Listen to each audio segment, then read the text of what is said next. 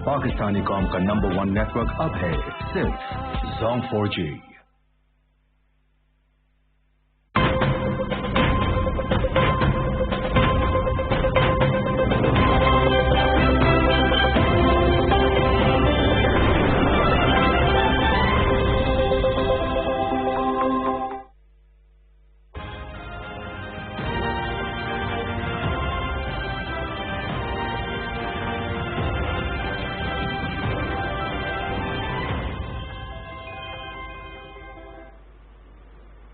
अस्सलाम वालेकुम नाजरीन, आप देख रहे हैं पाकिस्तान टेलीविजन न्यूज।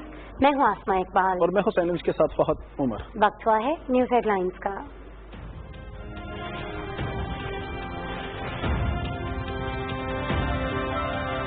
कोरोना के समाजी और इक्तिसादी असरात में कमी, सेहत, तालीम और समाजी तहफ़्फ़ुज़ के लिए आलमी बैंक, एशियाई तरक्याती बैंक और Asian infrastructure development bank Pakistan को $1.5 अरब देंगे। इस्लामाबाद में मुआहदे पर दस्तखत, वज़ीर आज़म इमरान खान तकरीब में मौजूद।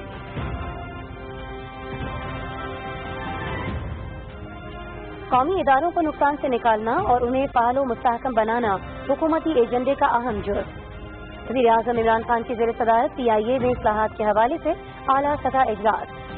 कौमी फ़ज़ाई कंपनी में इंतज़ामी इस्लाहात मज़ीद तेज़ करने के साथ तमाम मौजूदा वसाइल का शफ़ाफ़ तरीके से बेहतरीन इस्तेमाल यकीनी बनाया जाए, वज़ीर आज़म।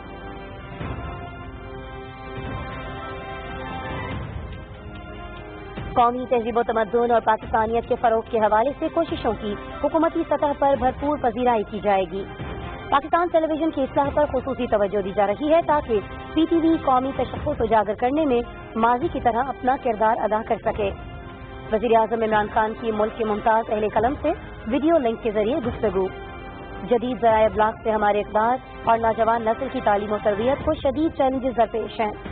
नई नस्ल को कौमी तशख़्ख़ुस से रोशनास कराने के लिए फौरी इक़दाम किए जाएं।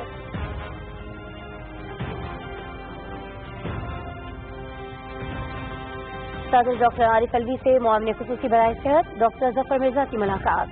फेडरल पॉपुलेशन टास्क फोर्स के साबिक़ा 2 इजलासों में पेशरफ्त का जायजा। सदर डॉक्टर आरिफ अलवी का बढ़ती आबादी पर तशवीश का इजहार। आबादी में इजाफे की मौजूदा रफ्तार रोकने की जरूरत है, सदर मुमलिकत।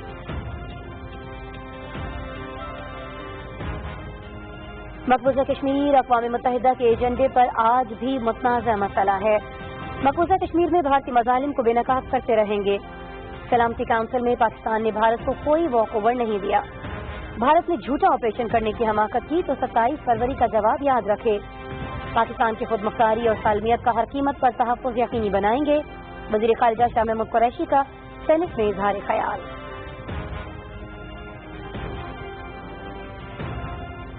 पाकिस्तान वज़ीर आज़म इमरान खान की बसीरत और क़यादत में तरक्की की राह पर गामज़न है। साबिक़ा हुकूमतों ने IMF से कर्जे लिए, बदउनवानी पर कोई समझौता नहीं किया जाएगा। सेहत के शोबे के लिए मज़ीद वसाइल मुख्तस करने की ज़रूरत है। हुकूमत किसानों को सब्सिडी और सस्ते दामों खाद और बिजली फराहम करे। कौमी असम्बली में मुख्तलिफ अरकान का आइंदा माली साल के बजट पर आम बहस में इज़हार ख़याल और तजावीज़।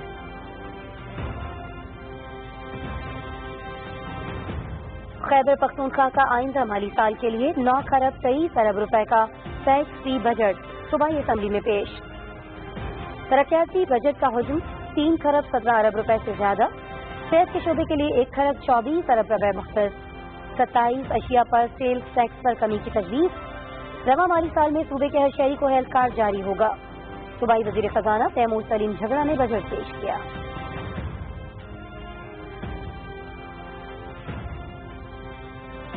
सुप्रीम कोर्ट ने जस्टिस काजी फाइज ईसा के खिलाफ रेफरेंस का लदम करार दे दिया। सुप्रीम जुडिशल काउंसिल की कार्रवाई रोकने की सजा मंजूर। 3 जायदादों के हवाले से लैंड रेवेन्यू कमिश्नर को मामला भिजवाने का हुक्म। लैंड रेवेन्यू कमिश्नर जस्टिस काजी फाइज ईसा की अहलिया और बच्चों से जायदादों की खरीद के जराये से मुतालिक पूछेगा। FBI तहकीकात के बाद report chairman supreme judicial council को भेजेगा। जस्टिस उमर अता बंदियाल की सरबराही में 10 रुकनी बेंच ने मुख्तसर फैसला सुना दिया।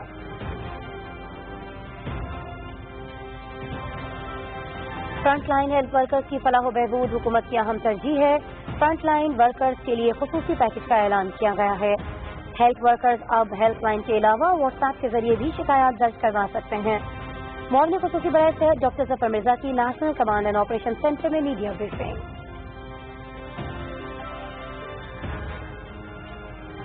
ملک بھر میں گزشتہ 24 گھنٹے کے دوران 4,944 افراد میں کورونا وائرس کی تصدیق، تعداد 1,65,062 تک جا پہنچی، مزید 136 افراد جان کی بازی ہار گئے، مجموعی طور پر 3,229 جاں بحق، 61,383 صحت یاب۔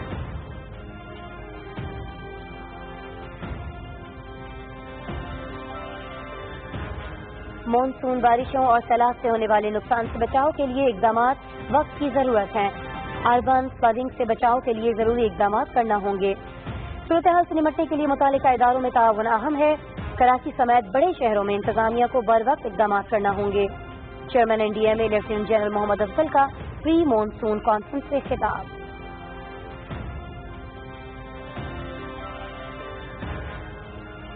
مقبوضہ کشمیر میں بھارتی فوج کے مظالم اور ریاستی دہشت گردی جاری، شپیاں اور پلوامہ کے اضلاع میں مزید 6 نوجوان شہید، مقبوضہ علاقے میں 2 روز کے دوران شہید ہونے والوں کی تعداد 8 ہو گئی۔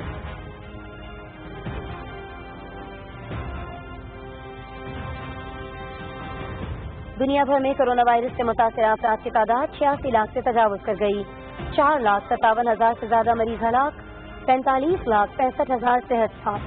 امریکہ میں 22,63,000 سے زیادہ افراد میں وائرس کی تصدیق، 1,20,688 جان کی بازی ہار گئے۔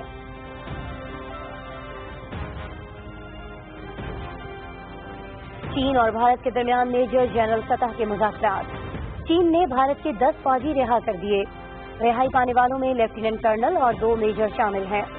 دونوں ملکوں کے درمیان جھڑپ میں بھارت کے 20 فوجی ہلاک اور 76 زخمی ہوئے تھے۔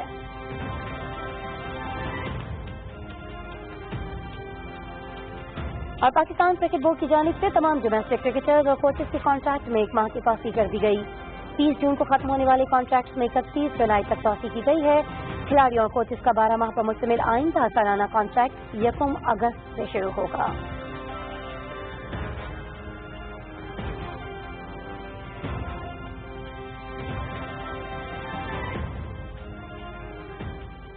ناظرین، نیوز ہیڈ لائنز اب جان چکے ہیں، مزید باخبر رہنا چاہتے ہیں تو دیکھتے رہیے پاکستان ٹیلی ویژن نیوز۔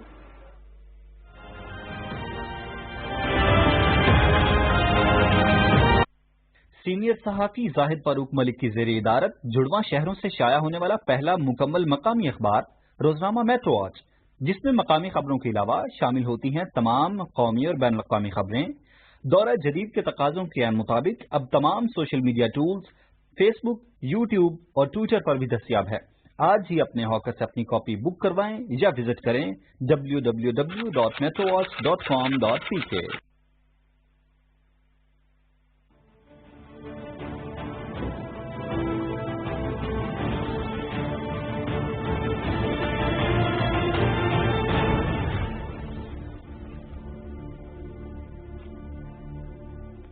السلام علیکم، آپ دیکھ رہے ہیں پروگرام برجستہ اور میں ہوں فیصل رحمان۔ آج کے پروگرام میں ناظرین ایک ایسی شخصیت کے ساتھ آپ کا تعارف کرائیں گے، بات چیت کریں گے اور بہت سے ایسے سوالات جو ہمارے ذہن میں اور آپ کے ذہن میں وہ ان سے آج پوچھیں گے۔ ایک جماعت جو 26 اگست 1941 کو برٹش انڈیا کے دور میں بنتی ہے اور ایک نظریاتی جماعت ہوتی ہے، مودودی صاحب اس کے بانی ہوتے ہیں، فاؤنڈر ہوتے ہیں۔ اس کے بعد دوبارہ جب پاکستان وجود میں آتا ہے 1947 میں جماعت اسلامی پاکستان کا نام دیا جاتا ہے، اور اس کے بعد اسی طریقے سے اگر ہم دیکھیں تو ایک سلسلہ ہے۔ میاں توفیل محمد جو ہیں وہ سن 1972 سے 87 تک رہتے ہیں، 15 سال۔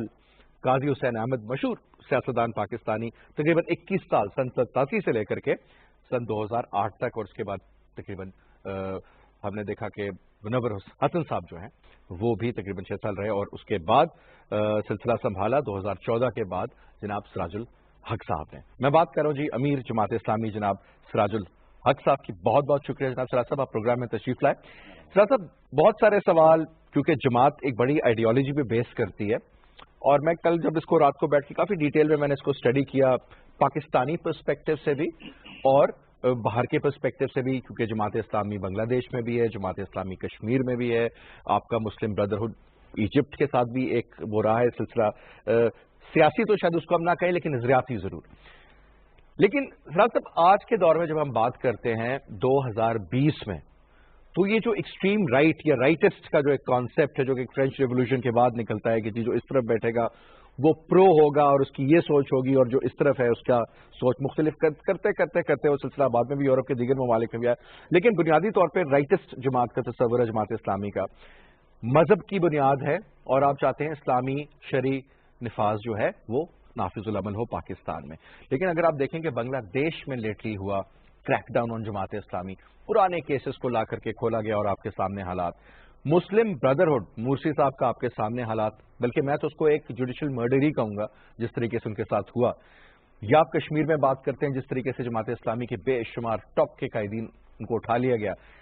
آپ بھی سمجھ رہے کہ موجودہ دور میں جو یہ اسلامی نظریاتی کانسیپٹ ہے آج کل کے دور میں، اور خاص کر کے جب آپ بات کرتے ہیں اس خطے کی جس میں پاکستان شامل ہے، جس میں انڈیا شامل ہے، جماعت اسلامی انڈیا میں بھی جو آپ نے دیکھا ان کے ساتھ بھی حالات، آپ سمجھ نہیں رہے کہ یہ ایک نظریہ جو ہے اس کے خلاف ایک بائی ڈیزائن کریک ڈاؤن ہے جس میں مختلف شاید حکومتیں بھی شامل ہیں؟ بسم اللہ الرحمن الرحیم.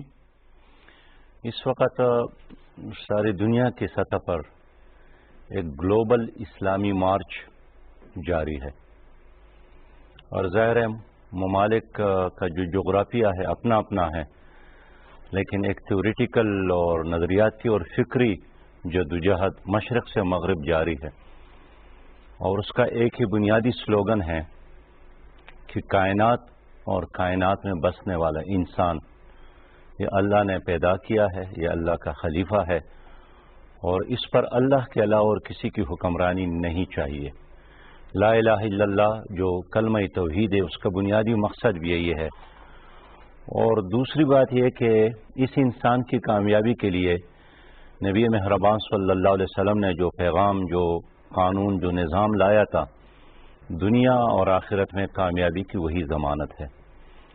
تو یہی ایک پیغام ہے جو مشرق میں بھی ہے، مغرب میں بھی ہے، جنوب میں بھی ہے، شمال میں بھی ہے. تو آپ کی یہ بات صحیح ہے کہ اگر کچھ لوگ رشیا میں کام کرتے ہیں، افریقی ممالک میں کام کرتے ہیں، یورپی ممالک میں کام کرتے ہیں، تو ان کا تنظیمی تعلق تو ہمارے ساتھ نہیں ہوتا ہے، وہ خود ہی اپنے فیصلے خود کرتے ہیں. لیکن ان کا ایک دنیا کے سطح پر ایک نظریاتی اور فکری تعلق ضرور ہمارے ساتھ ہوتا ہے. اور اس فکر کو تو اس سلسلے میں کافی چیمے گوئیاں ہو رہی ہیں، میڈیا میں بھی مختلف قسم کے ورژنز آ رہے ہیں. تو چونکہ یہ کتنا اہم اور سینسیٹیو کیس ہے تو ہم چاہتے ہیں کہ حکومت کی طرف سے آپ کو ایک جو اب چونکہ ریٹن آرڈر بھی آ گیا ہے تو اس کے مطابق ہم جو حکومت کا ورژن ہے اور جو اس ڈیسیژن کی جو ریٹن ورژن ہے اس پہ قوم کو آگاہ کریں. تو میں ریکویسٹ کروں گا شہزاد اکبر صاحب کو کہ وہ اس فیصلے کی تفصیلات سے آپ کو آگاہ کریں. اور میری ریکویسٹ ایک آخر میں یہ ہوگی کہ ہم چونکہ ایک انتہائی سینسیٹیو ایشو ہے، ہم نہیں چاہتے ہیں کہ اس میں کوئی ایسے سوال و جواب ہوں جس سے کہ ہمارے معزز جج صاحبان کے بارے میں کوئی ایسی بات غلط بات نہ ہو. تو میری ریکویسٹ ہوگی کہ سوالات نہ پوچھیں، جب کسی اور موقع پہ ہم اس کو کر لیں گے. شکریہ. جی السلام علیکم. میں کوشش کروں گا انتہائی اختصار کے ساتھ آپ کو اس فیصلے کے جو بیسک فیچرز ہیں، جو یہ شارٹ آرڈر ہے اس میں کیا کہا گیا ہے، اس میں آگے آنے والے دنوں میں کیا ہونا ہے، اور اس پورے فیصلے کا بیک گراؤنڈ، کیونکہ اس میں کافی ساری لیگل ایشوز ہیں. میں کوشش کروں گا کہ میں ان کو بڑی آسان زبان میں تاکہ لوگ سمجھ سکیں اور کنفیوژن پیدا نہ ہو.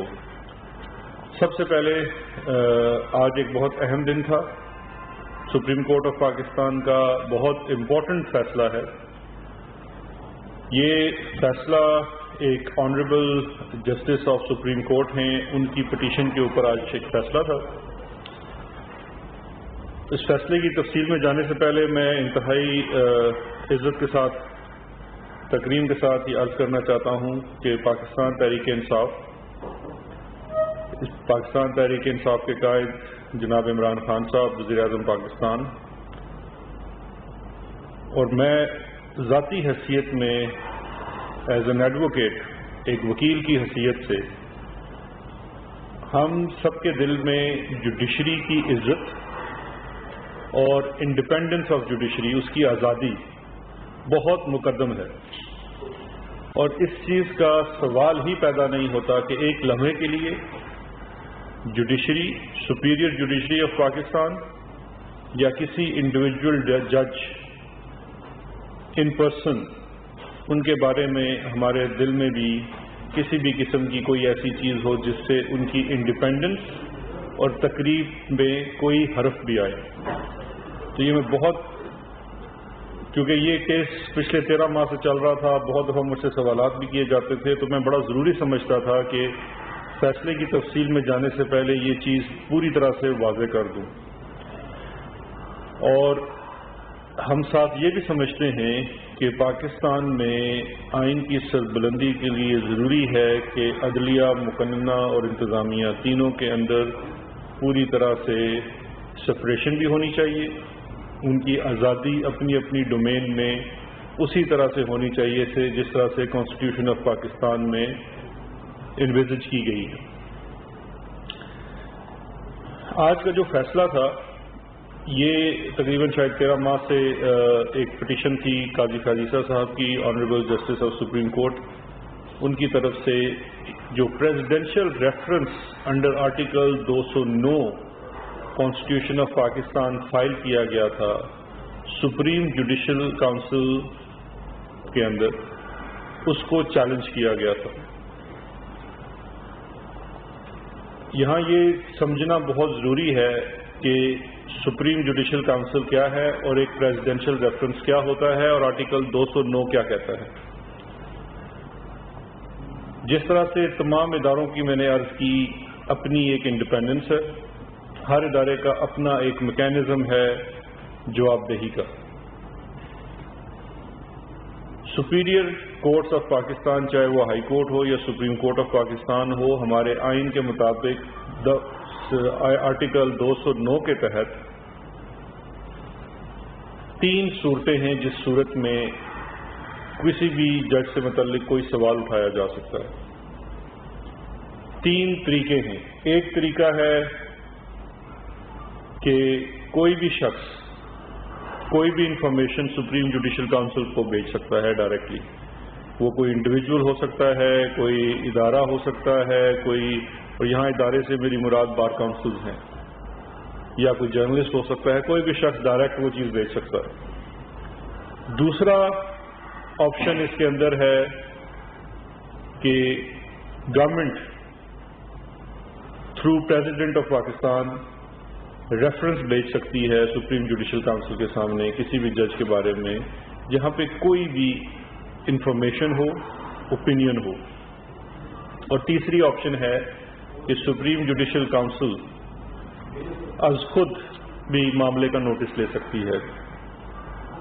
سپریم جوڈیشل کاؤنسل کا کانسیپٹ ہمارے آئین کے مطابق یہ ہے کہ چونکہ جوڈیشری کی انڈیپینڈنس بہت ضروری ہے, عدلیہ کا وقار اسی میں ہے کہ ان کی اپنی انڈیپینڈنس ہو, کوئی دوسرا ان سے سوال نہ کر سکے.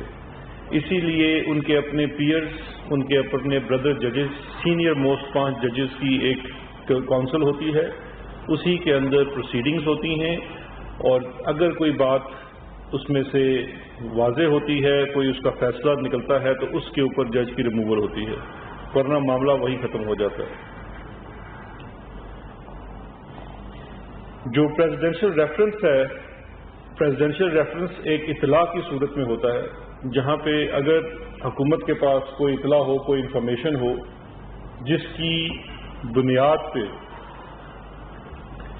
President of Pakistan under article 209 یہ رائے رکھتے ہوں کہ اس میں کوئی ایسی بات ہے, کوئی ایسا معاملہ ہے کہ سپریم جوڈیشل کاؤنسل کو اس کو دیکھنا چاہیے.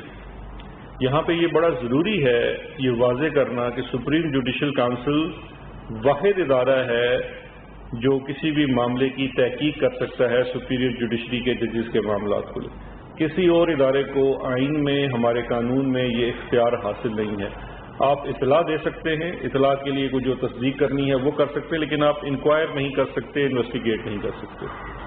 اس بیک گراؤنڈ میں ایک پریزیڈینشل ریفرنس بھیجا گیا تھا جسے سپریم کورٹ آف پاکستان میں قاضی فائز اختر صاحب نے چیلنج کیا.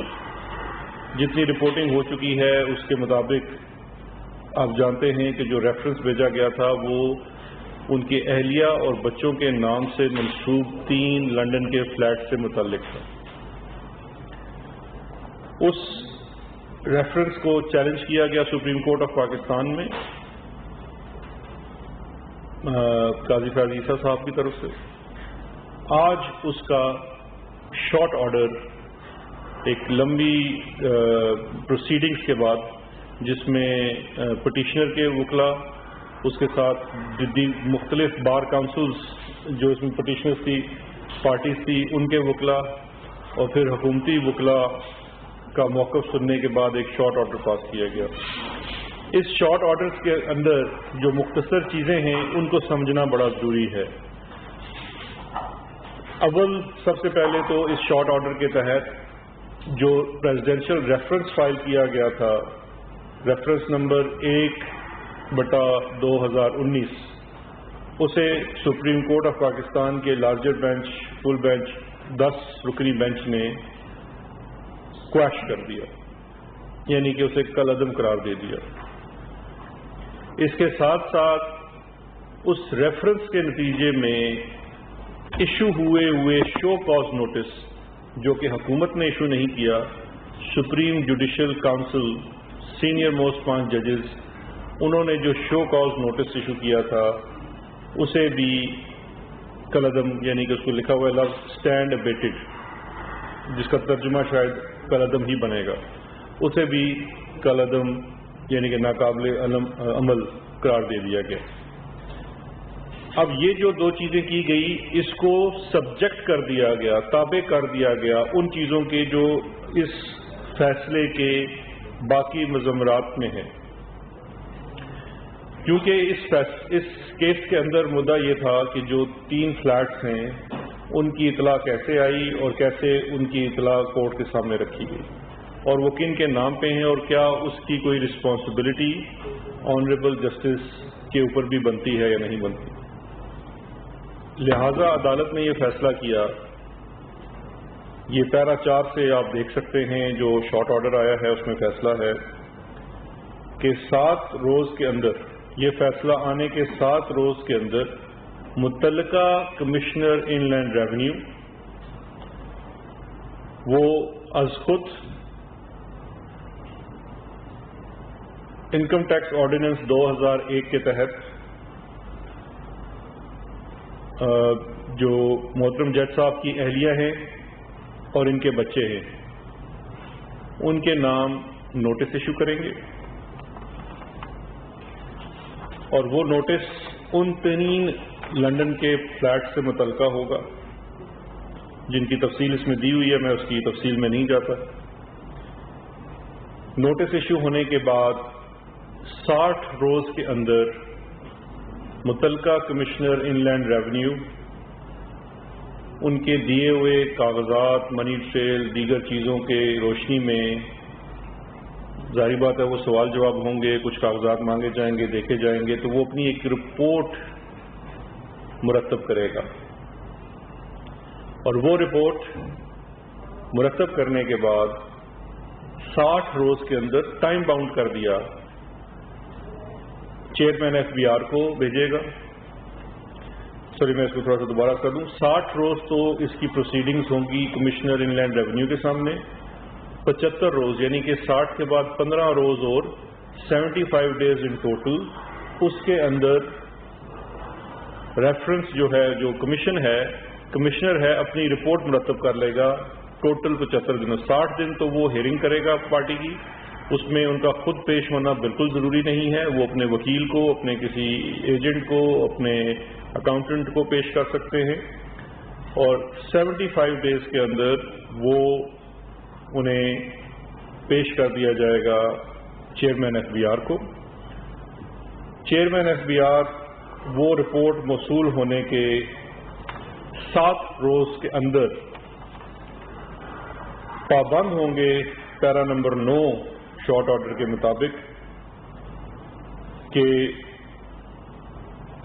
وہ رپورٹ از خود اس کے اوپر دستخط کر کے سیدھی کوئی حکومت کو نہیں بھیجنی, کسی کو نہیں بھیجنی, کسی اے آر یو کو نہیں بھیجنی, خود چیئرمین ایف بی آر کی طرف سے سائنڈ رپورٹ جو کہ ان کے کمشنر نے, متعلقہ کمشنر ہے جو یہ بنائے گا, وہ بھجوا دیں گے, پابند ہوں گے بھجوانے کے سپریم جوڈیشل کونسل کو تھرو اس کے جو سیکرٹری ہیں.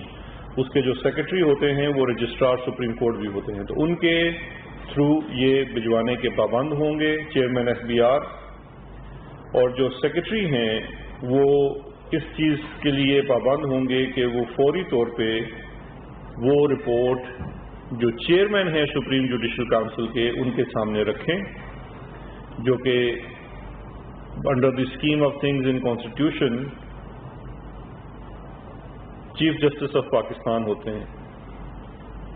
پھر چیف جسٹس آف پاکستان قواعد کے مطابق جو کہ آرٹیکل آئین کے 209 میں درج ہیں, وہ رپورٹ سپریم جوڈیشل کونسل کے سامنے رکھیں گے اور پھر جو سپریم جوڈیشل کونسل ہے وہ اس کے اوپر غور کرے گی. میں یہ 4 لائنیں پڑھ دیتا ہوں تاکہ میں نہیں چاہتا کہ اس کے اندر کوئی بھی مسکنسیپشن یا مس رپورٹنگ یا میری طرف سے شاید اس کی تشریح میں کوئی غلطی آ جائے تاکہ یہ ابہام نہ رہے. یہ بڑا ضروری ہے کلیئرٹی کے لیے. The Secretary shall forthwith place such report before the Chairman of the Council, which is Honorable Chief Justice of Pakistan, who shall in such manner as is deemed appropriate, جیسا ان کو موضوع لگے, have the report laid before the Council for such perusal, consideration, action, order or proceedings, if any, in relation to the petitioner as the Council may determine. The receipt of the report, the laying of it before the Council, and action proceedings, if any, or orders of directions, if any, as may be taken, made or given by the Council thereon, shall be deemed for purpose of Article 209 of the Constitution to be in exercise of the suo motu jurisdiction as is conferred in that article on the Council. جیسے میں نے پہلے عرض کیا تھا کہ supreme judicial council 3 طریقے سے پروسیڈ کر سکتی ہے. کوئی عام شہری بھی اس میں درخواست دے سکتا ہے, حکومت بھی ریفرنس بھیج سکتی ہے, اور تیسرا وہ خود سو موٹو بھی کر سکتے ہیں. تو یہاں یہ ڈائریکشن آ گئی ہے کہ جو رپورٹ ایف بی آر کی طرف سے آئے گی, کیونکہ اس کے اندر دیکھیے ایک فیکچوئل ڈٹرمنیشن ہونی ہے ان فلیٹس کو لے کے. اس فیکچوئل ڈٹرمنیشن جس میں اکاؤنٹس ہیں, ٹیکس ڈکلیریشنز ہیں, سورس آف انکم ہے, سورس آف فنڈنگ ہے, وہ تمام چیزیں جب طے پا جائیں گی کمشنر ایف بی آر سے, تو وہ جب سپریم جوڈیشل کونسل کے سامنے آئیں گی تو سپریم جوڈیشل کونسل اس کو خود سے ڈٹرمن کرے گی. اور اگر اس کے اندر جو پٹیشنر ہیں, جو جج صاحب ہیں, ان کا کوئی بھی رول بنتا ہوگا تو وہ اس کے مطابق 209 آرٹیکل آئین کے تحت فردر کارروائی کر سکتے ہیں. پھر اس کے اندر مزید بھی دیا ہوا ہے کہ اگر 100 دن کے اندر ٹوٹل یہ کیس کا نوٹس ایشو ہونے کے بعد کسی بھی وجہ سے ایف بی آر اپنی رپورٹ نہیں بھیجتی تو چیئرمین جو ہیں وہ ان سے پوچھ سکتے ہیں تھرو سیکرٹری جو چیئرمین ہیں کونسل کے, یعنی کہ چیف جسٹس آف پاکستان, اس رپورٹ کی ڈیلے سے متعلق. دوسرا یہ بڑا واضح کر دیا گیا ہے کہ جتنی ایکشنز اور پروسیڈنگز ہیں اس معاملے میں وہ آئین کی دفعہ آرٹیکل 209 کے تحت سو موٹو جورسڈکشن کے اندر ہوں گے. ایک اور میں عرض کرتا چلوں,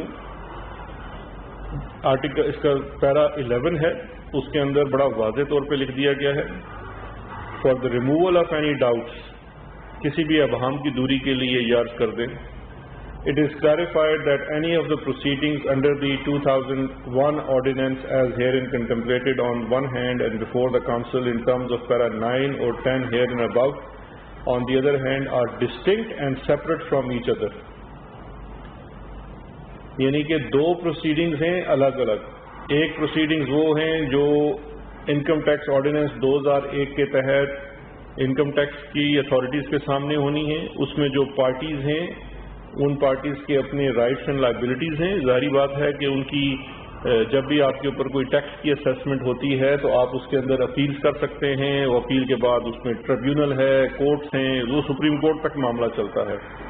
لیکن وہ ان پارٹیز کی ذات تک ہوگا, ان کی حد تک ہوگا جو ایف بی آر کے سامنے پیش ہو رہی ہے. اس کے پروسیڈنگز جو ٹیکس کی ہونی ہیں اس کا کوئی بھی تعلق سپریم جوڈیشل کاؤنسل کے پروسیڈنگ سے نہیں ہوگا.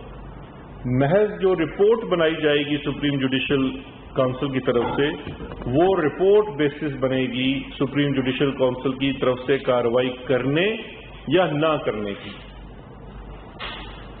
اور اس اسکیم آف تھنگز میں انہوں نے یہ پٹیشن جو ہے وہ ایکسپٹ کر لی. اب یہاں پہ دو تین چیزیں بہت ضروری ہیں واضح کرنا. سب سے پہلے تو یہ کہنا بڑا ضروری ہے کہ حکومت اس فیصلے سے مطمئن ہے. یہ ایک بڑا احسن فیصلہ ہے. جیسے میں نے شروع میں عرض کی کہ حکومتی ریفرنس بھیجنے کا جو اطلاع ہمارے پاس تھی اور اس کی verification supreme court of Pakistan کے ادارے سپریم جوڈیشل کاؤنسل جو کہ ایک آئینی ادارہ ہے اس کے سامنے رکھنے کی, ہرگز یہ نہیں تھا کہ ہم ایک چیز پہ طے تھے کہ یہ اس چیز کا نتیجہ ایسا ہی ہونا ہے. اطلاع کورٹ کے سامنے آ چکی ہے. ہم شروع دن سے اس بات کا یقین رکھتے ہیں کہ ججز کے معاملات صرف سپریم جوڈیشل کاؤنسل کو دیکھنے چاہیے. انتظامیہ کا, ایگزیکٹو کا اس معاملے سے کوئی تعلق نہیں ہے. آپ کا تعلق صرف اس حد تک ہے کہ آپ نے اطلاع پہنچا دی جو آئین کے مروجہ طریقے ہیں اس کے مطابق. اب honourable supreme court of Pakistan کے لارجر بینچ کی روشنی میں جو اس کے لیے اسکیم آف تھنگس طے کی گئی ہیں, ہم یہ سمجھتے ہیں وہ بالکل مناسب ہیں.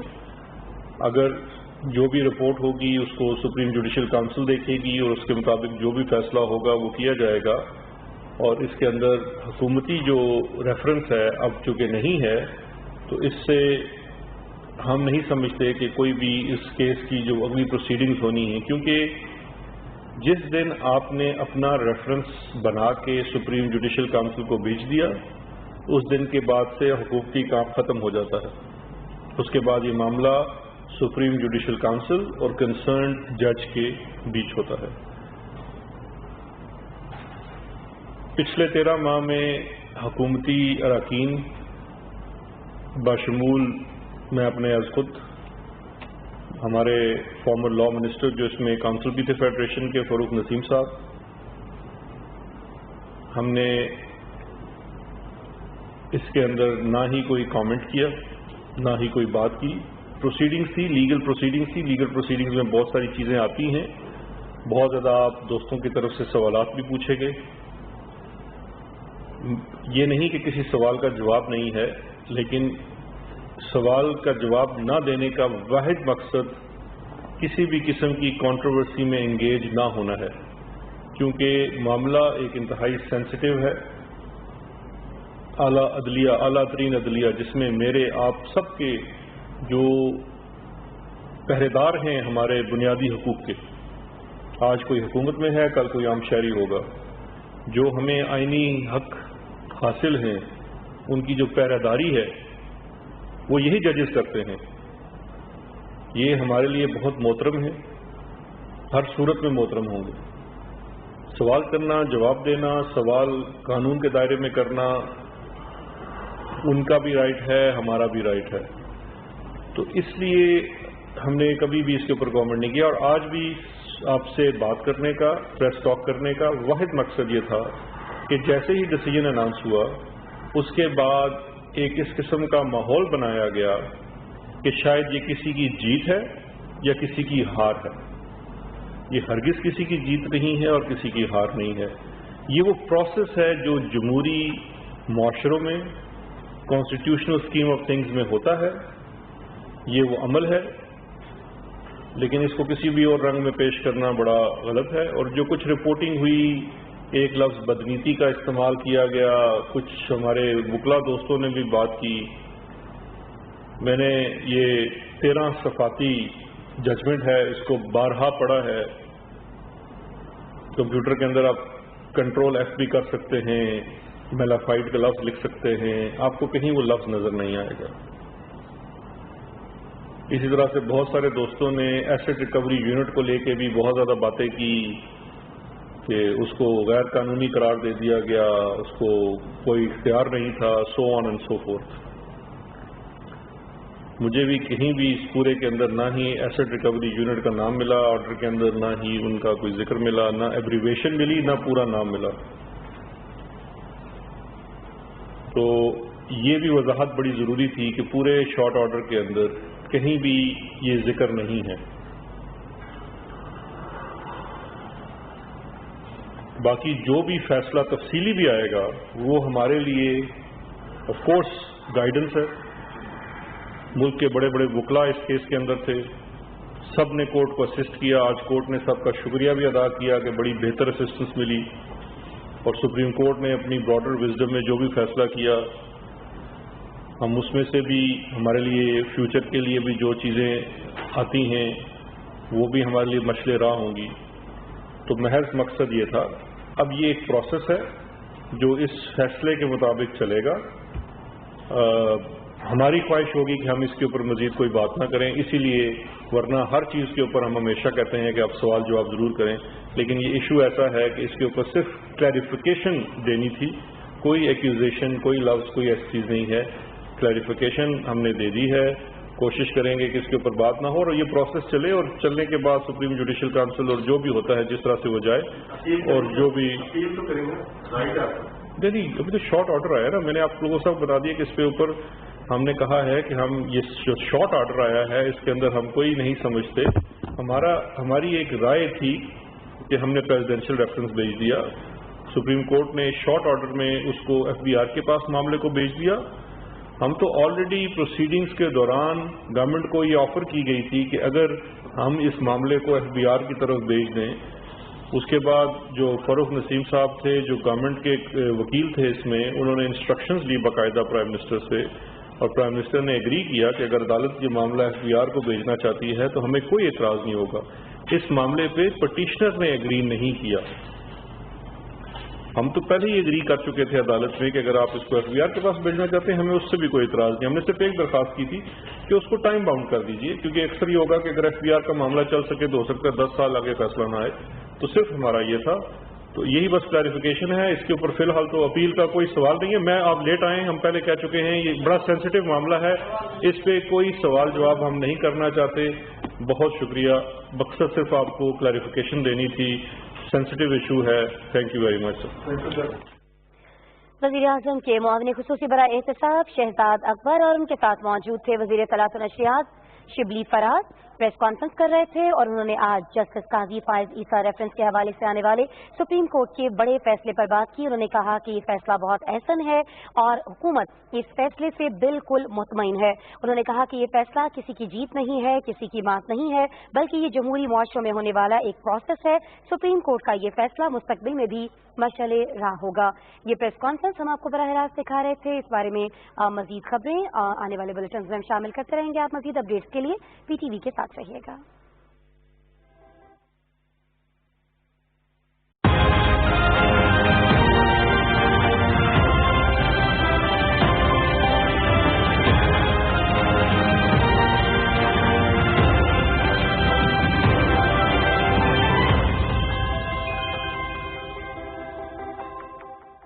ملک کے کونے کونے سے صحافیوں کی سب سے بڑی اور مربوط ٹیم کے ساتھ تمام بڑے شہروں سے بیک وقت شائع ہونے والا پاکستان کا پہلا اخبار روزنامہ نئی بات. آج ہی اپنے اخبار فروش سے طلب کریں.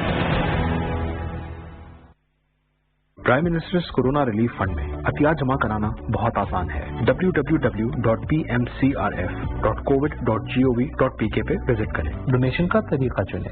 अगर आप डेबिट या क्रेडिट कार्ड इस्तेमाल कर रहे हैं तो रकम और ऑर्गेनाइजेशन का नाम डालें। SMS के जरिए डोनेशन के लिए 6677 पर SMS भेजें। ऑनलाइन बैंक ट्रांसफर चुनने पर आपको prime ministers corona relief fund की अकाउंट डिटेल्स दी जाएंगी।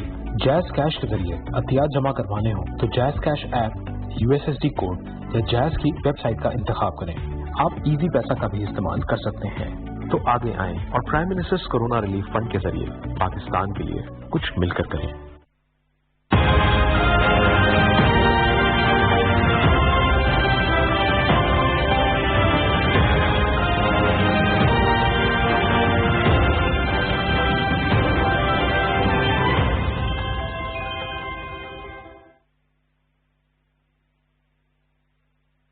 इस वक्त दुनिया के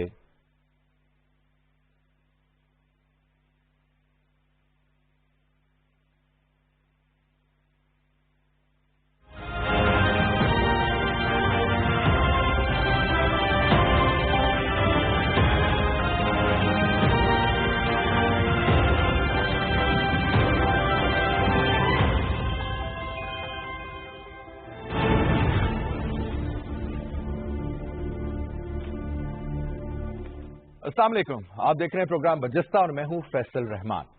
आज के प्रोग्राम में नाज़रीन एक ऐसी शख्सियत के साथ आपका तारुफ कराएंगे, बातचीत करेंगे और बहुत से ऐसे सवाल जो हमारे जहन में और आपके जहन में वो उनसे आज पूछेंगे। एक जमात जो 26 अगस्त 1941 को ब्रिटिश इंडिया के दौर में बनती है और एक नजरियाती जमात होती है। मौदूदी साहब उसके बानी होते हैं, फाउंडर होते हैं। उसके बाद दोबारा जब पाकिस्तान वजूद में आता है 1947 में जमात इस्लामी पाकिस्तान का नाम दिया जाता है। और उसके बाद इसी तरीके से अगर हम देखें तो एक सिलसिला है। मियां तोफैल मोहम्मद जो है वो सन 1972 से 87 तक रहते हैं। 15 साल काजी हुसैन अहमद मशहूर सियासतदान पाकिस्तानी, तकरीबन 21 साल सन 87 से लेकर के सन 2008 तक। और उसके बाद तकरीबन हमने देखा कि मुनव्वर हसन साहब जो हैं वो भी तकरीबन 6 साल रहे। और उसके बाद सिलसिला संभाला 2014 के बाद जनाब सिराजुल हक साहब ने। मैं बात कर रहा हूँ जी अमीर जमात इस्लामी जनाब सिराजुल हक साहब की। बहुत बहुत शुक्रिया जनाब सिराज साहब, आप प्रोग्राम में तशरीफ लाए। सिराज साहब, बहुत सारे सवाल, क्योंकि जमात एक बड़ी आइडियोलॉजी पे बेस करती है और मैं कल जब इसको रात को बैठ के काफी डिटेल में मैंने इसको स्टडी किया, पाकिस्तानी पर्सपेक्टिव से भी और बाहर के पर्सपेक्टिव से भी, क्योंकि जमात इस्लामी बांग्लादेश में भी है, जमात इस्लामी कश्मीर में भी है, आपका मुस्लिम ब्रदरहुड इजिप्ट के साथ भी एक वो रहा है सिलसिला। सियासी तो शायद उसको हम ना कहें लेकिन नजरियाती जरूर। लेकिन साहब आज के दौर में जब हम बात करते हैं 2020 में, तो ये जो एक्सट्रीम राइट या राइटिस्ट का जो एक कॉन्सेप्ट है जो कि फ्रेंच रेवोल्यूशन के बाद निकलता है कि जी जो इस तरफ बैठेगा वो प्रो होगा और उसकी ये सोच होगी और जो इस तरफ है उसका सोच मुख्तलिफ करते करते करते वो सिलसिला बाद में भी यूरोप के दीगर ममालिक में भी आया। लेकिन बुनियादी तौर पर राइटिस्ट जमात का तस्वर है जमात इस्लामी का, मजहब की बुनियाद है और आप चाहते हैं इस्लामी शरी निफाज जो है वो नाफिजुल अमल हो पाकिस्तान में। लेकिन अगर आप देखें कि बांग्लादेश में लेटली हुआ क्रैकडाउन ऑन जमात इस्लामी, पुराने केसेस को ला करके खोला गया और आपके सामने हालात, मुस्लिम ब्रदरहुड मुर्सी साहब का आपके सामने हालात, बल्कि मैं तो उसको एक जुडिशल मर्डर ही कहूंगा जिस तरीके से उनके साथ हुआ। या आप कश्मीर में बात करते हैं जिस तरीके से जमात इस्लामी के बेशुमार टॉप के कायदीन उनको उठा लिया गया।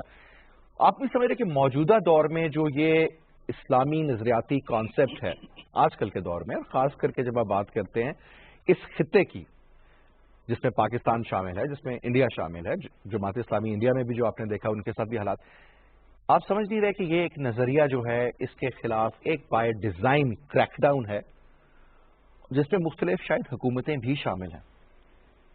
बिस्मिल्लाहिर्रहमानिर्रहीम।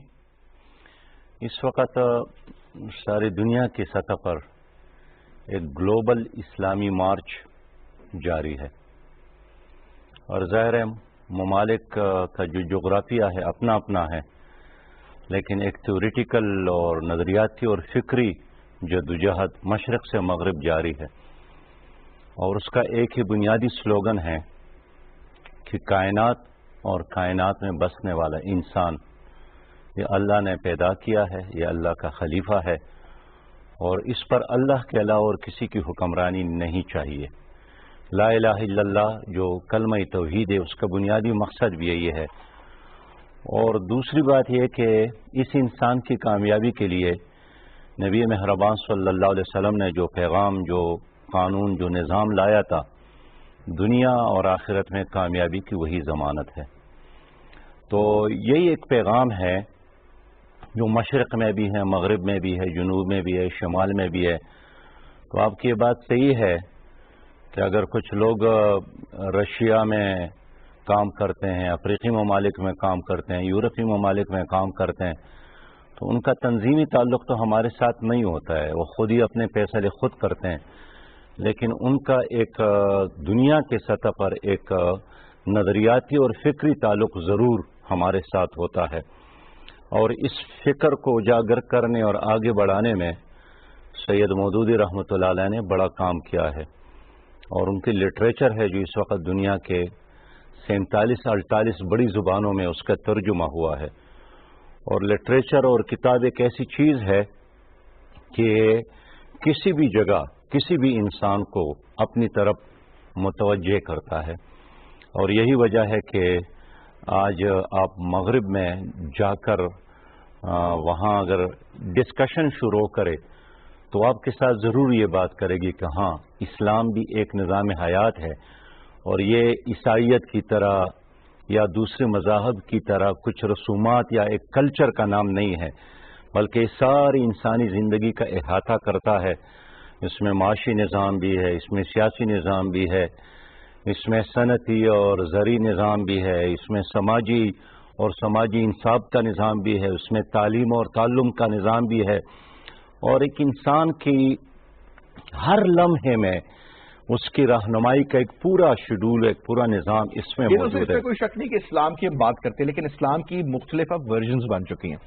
ایک طرف طالبان بات کرتے ہیں کہ جناب ہم بھی اسلامی نفاذ چاہتے ہیں، لیکن جس قسم کا اسلامی نفاذ ہم نے افغانستان میں دیکھا کہ عورت کے جوتے سے اگر آواز بھی آتی تو اس کو بھی کوڑے مارے جاتے تھے، یا مثال کے طور پہ کسی کے چند بال نکل آتے تھے کسی بھی وجہ سے، ہوا چل رہی ہے، اس کو بھی سختی اس کے ساتھ کی جاتی تھی. اس طریقے سے ایسے بے شمار اسلام کے نام پہ قانون نافذ کیے گئے جو بڑے غیر اسلامی سے لگتے تھے، جس میں کافی ساری چیزیں ایسی تھی جو میں تو اس کے لیے انگریزی کا ایک لفظ ہے باربرک، وہ استعمال کروں گا. جس طریقے سے آئی ایس نے اسلام کا ایک امیج خراب کیا پوری دنیا میں، کہ وہ جب ہم مور دیکھتے ہیں، وہ کلمہ دیکھتے ہیں، وہ رسول اللہ صلی اللہ علیہ وسلم کا نام دیکھتے ہیں، وہ اللہ تعالیٰ کا نام دیکھتے ہیں وہاں پر لکھا ہوا، اور اس جھنڈے کے اگینسٹ مارنے والا بھی مسلمان، مرنے والا بھی مسلمان، وہ بھی اللہ اکبر کہہ رہا ہے، یہ بھی اللہ اکبر کہہ رہا ہے. آپ نہیں سمجھتے کہ کسی جگہ پہ، کیونکہ میں آپ کلچر والی بات جو آپ نے کی اور وہ اس پہ میں آتا ہوں، لیکن یہ بتائیے گا کہ آپ نہیں سمجھتے کہ یہ ایک بڑا میجر کلیش بن چکا ہے، ایک نظریہ ایک اور نظریے کے ساتھ ایکسٹریمزم دونوں جانب ہے.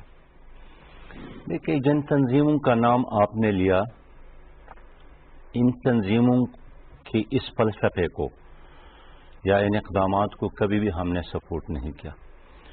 اور آپ اگر ترکی میں دیکھیں، آپ ایجپٹ میں دیکھیں، آپ بنگلہ دیش میں دیکھیں، آپ مقبوضہ کشمیر میں دیکھیں، آپ سری لنکا میں دیکھیں، اور آپ شام اور عراق اور بہت سارے دوسرے ممالک میں اسلامی تحریکات کو دیکھیں، اس کا ایک بنیادی یعنی جو فلسفہ ہے کام کو یہی ہے کہ ہم انڈر گراؤنڈ کام نہیں کریں گے، اور ہم مسلح یا بندوق کے زور پر کوئی انقلاب نہیں لائیں گے.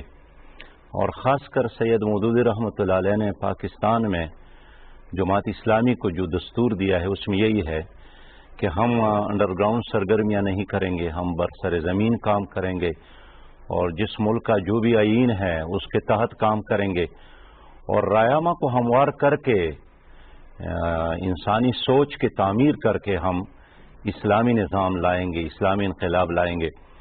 لہذا آپ نے ایجپٹ کا نام لیا تو 2015 میں ان کے لوگ یہاں پر آئے، اور ظاہر بات ہے ان پر بہت ظلم ہوا، تشدد کیا گیا، ان کی ایک منتخب حکومت ختم کی گئی، ان کے صدر کو جیل میں ڈالا گیا، بالآخر وہاں ہی ان کی موت ہو گئی. اور آپ نے صحیح کہا کہ یہ ایک عدالتی قتل ہے جو محمد مرسی شہید کا کیا گیا. لیکن اس کے باوجود بھی اور ان کا اور ہمارے یہاں جب اجلاس ہوا، سوال یہ کہ وہ مرنے والا مر گیا، اس کی منتخب حکومت تھی جس کو غیر جمہوری یا جو بھی اس کو ایکسٹریمسٹ کا نام دے دیا گیا، اس کو ہٹا دیا گیا اور کچھ نہیں ہوا، کچھ بھی نہیں ہو سکا، کیونکہ اب دنیا ایک الگ ڈائریکشن میں ہے.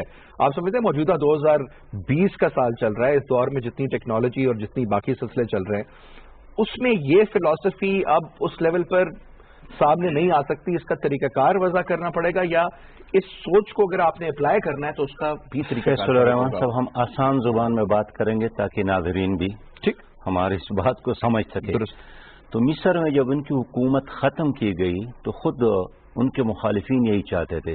ایک جمہوری حکومت کی جگہ وہاں انہوں نے جنرل سیسی کو لایا، اور مغربی دنیا جس کو آپ جمہوری دنیا کہتے ہیں انہوں نے اس منتخب صدر کے مقابلے میں جنرل سیسی کو پسند کیا.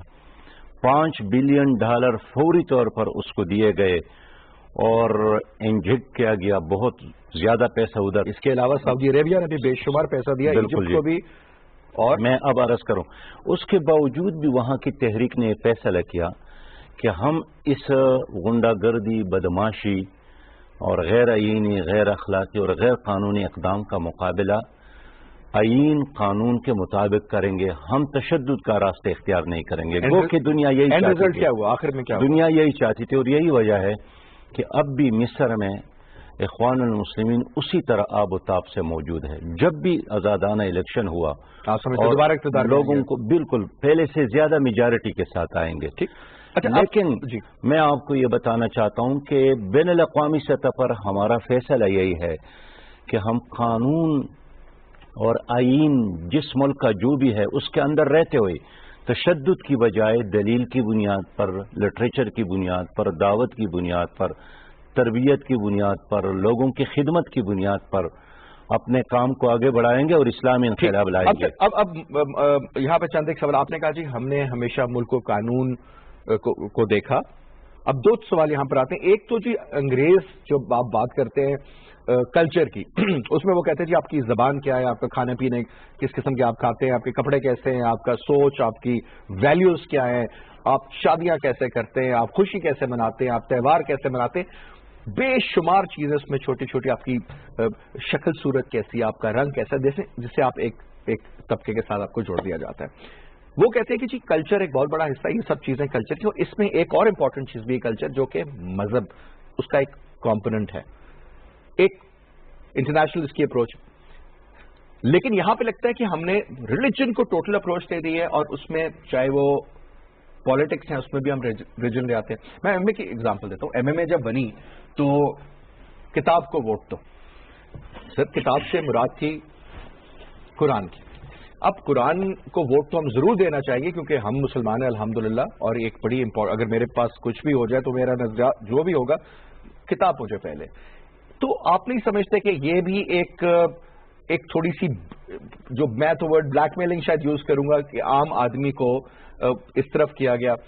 دوسرا پھر آپ یہ بات کرتے ہیں کہ ریلیجن کو اتنا زیادہ آپ لے آئے آج کی سیاست میں کہ آج بہت سے ایسے مسائل پیدا ہو چکے ہیں، چاہے وہ ایکسٹریمزم کے حوالے سے ہو، چاہے وہ ایک نفرت ہو، چاہے وہ مغرب مشرق میں دوریاں ہوں، چاہے وہ ایک شخص کا جو امیج ہے داڑھی والا، سر پہ ٹوپی، زبردست مسلمان، بہترین انسان، لیکن اس سے ایک گھبراہٹ کا احساس ہوتا ہے. آپ نہیں سمجھتے کہ اس کی ذمہ داری جاتی ہے ان جماعتوں پہ خاص کر کے؟ دیکھیے میری بات سن لے.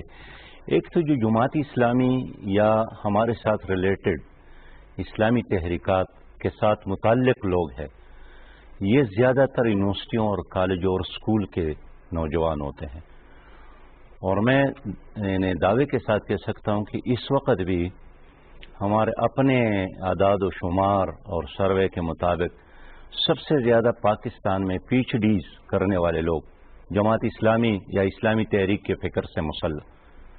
اسی طرح محمد مرسی تو امریکہ میں پڑھا لکھا آدمی تھا، وہ ڈاکٹر تھا اور انجینئر تھا، حافظ قرآن تھا. آپ اگر نجم الدین اربکان کو دیکھ کے پروفیسر تھا. آج اگر جناب قاضی حسین احمد صاحب کو دیکھے تو وہ بھی کالج میں لیکچرر تھے. آپ تیونس کے راشد الغنیشو کو دیکھے تو وہ بھی، یعنی سچ یہ اس طرح مدارس میں پلے بڑے لوگ نہیں ہیں. یہ تمام وہ لوگ ہیں جنہوں نے تعلیمی اداروں میں پڑھ کر اسلام کو اسٹڈی کیا قرآن کو اسٹڈی کیا اور اس چیز پر یکسو ہو گئے کہ انسان کی انفرادی اور اجتماعی جتنی بھی مسائل ہے اس کا حل وہی ہے جو محمد مصطفیٰ صلی اللہ علیہ وسلم نے دیا ہے. آپ اگر اس کو افغانستان کے تناظر میں دیکھیں تو یہ ایک بہت جزوی اور ایک نظری ہے. آپ نے بات کی نا سراج صاحب, آپ نے فرمایا کہ جماعت اسلامی کا نظریہ قرآن پہ مبنی ہے اور جو قرآن میں تعلیمات ہیں ہم اس کو لے کر کے آگے چلیں گے.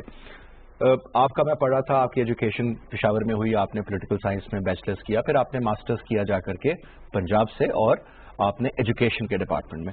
آپ یونیورسٹی کا کلچر سمجھتے ہیں پنجاب کا بھی اور خیبر پختونخوا کا بھی.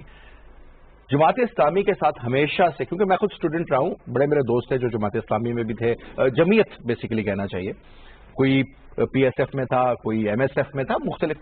لیکن میں نے دیکھا جو جماعت اسلامی کا زور تھا, چاہے وہ بندوق کے زور پہ یونیورسٹی میں قبضے ہوں, ہاسٹلس میں, کہ اگر آپ نے بچنا ہے تو جمعیت والوں کے ساتھ آپ کا تعلق سیٹ ہونا چاہیے, ورنہ مسائل بہت بن جاتے ہیں. اور میں ایک نہیں بے شمار, چاہے وہ یو ای ٹی لاہور کی ایگزامپل ہو, پنجاب یونیورسٹی کی ایگزامپل ہو, کہ خاص کر کے یہ ضیاء کا دور تھا جب آپ کی تعلیم, آپ مجھ سے تقریباً 10 سال عمر میں بڑے ہیں, اور آپ کا بھی وہی دور تھا جو میرے غالباً بڑے بھائی کا دور تھا. اس زمانے میں پیپلز پارٹی کو کرش کیا جا رہا تھا, پی ایس ایف کی بنیاد میں بات کرو, تو جمعیت کو اتنا تگڑا کیا گیا کہ جمعیت کے نام سے خوف آنا شروع ہو گیا. جو اقتدار, کوئی بھی فنکشن ہو رہا ہے یونیورسٹی میں, جی جمعیت نے آ کے ہلہ بول دیا, اسٹیج توڑ دیا اور لڑکوں کو مارا, یہ عام رواج تھا. یہ کون سا اسلام ہے؟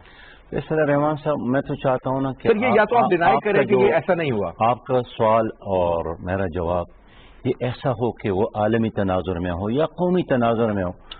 آپ اگر ایک بار مصر میں جاتے ہیں اور پھر آ کر کسی آپ کی جماعت کا تعلق نظریاتی تعلق سے بھی آؤں گا. سوال ہوا, میرا جواب یہی ہے جناب کہ ایک ہے پروپیگنڈا جس کا شاید آپ بھی شکار ہو گئے, ایک ہے ریئلٹی.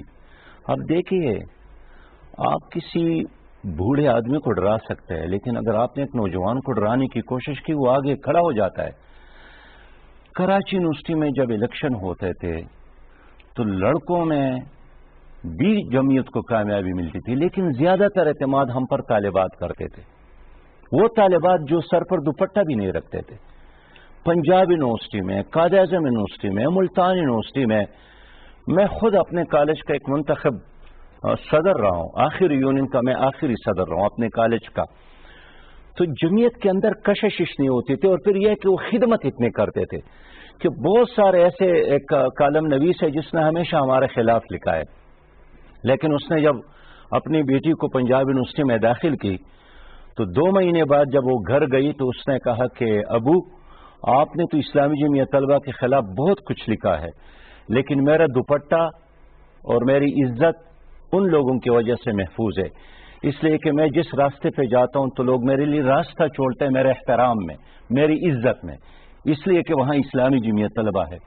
اور یہی وجہ ہے کہ کئی بار الیکشن میں لڑکوں میں ہم ہار جاتے تھے, لیکن طالبات کا رزلٹ جب آتا تھا, وہ طالبات جو بورقے والے نہیں ہوتے تھے لیکن جمعیت کو پسند کرتے تھے, جمعیت کے بیجز لگاتے تھے. غصہ اس طرح کر رہی ہیں, وہ کلاشنکوف کلچر میں بلیو نہیں کرتی, لیکن لڑکوں میں اگر آپ دیکھیں, میں بہت سے ایسے نام بھی لوں گا کیونکہ اسٹوڈنٹ یونینز کے مطلب میں جانتا ہوں قائد اعظم یونیورسٹی میں کیا ہوتا تھا, یا مثال کے طور پہ راول پنڈی, لاہور, کراچی کی آپ نے مثال دی. کراچی میں ہمیشہ سے جمعیت کا بڑا ایک نام رہا ہے, آپ کے ناظم رہے ہیں وہاں پر نعمت اللہ صاحب. کہنے کا مقصد یہ ہے کہ جمعیت کے ساتھ ایک ایسوسیشن ہے وائلنس کی, لڑائی جھگڑے کی. یہ ایک اگر آپ اس پہ میں چاہوں گا آپ تفصیلی بات کیجیے, ایک چھوٹی سی بریک لیتے ہیں سراج صاحب, میں چاہوں گا آپ اس پہ تفصیلی جواب دیجیے گا. We'll take a short break جی, بریک کے بعد واپس آتے ہیں. موجود ہے ہمارے ساتھ جناب امیر جماعت اسلامی سراج الحق صاحب, ہمارے ساتھ رہیے.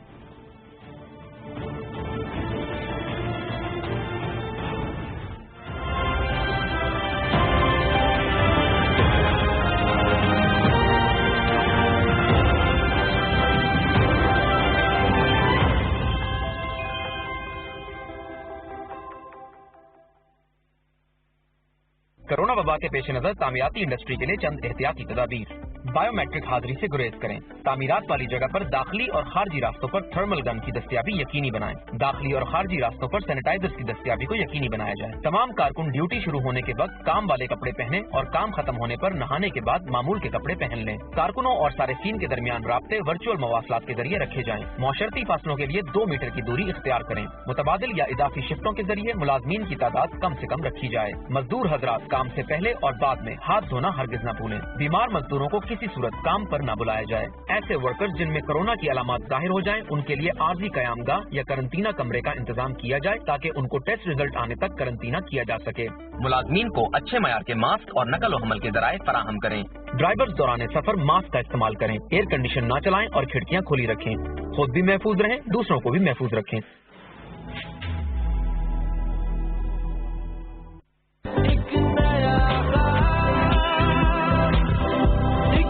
کسی بھی نیٹ ورک سے زیادہ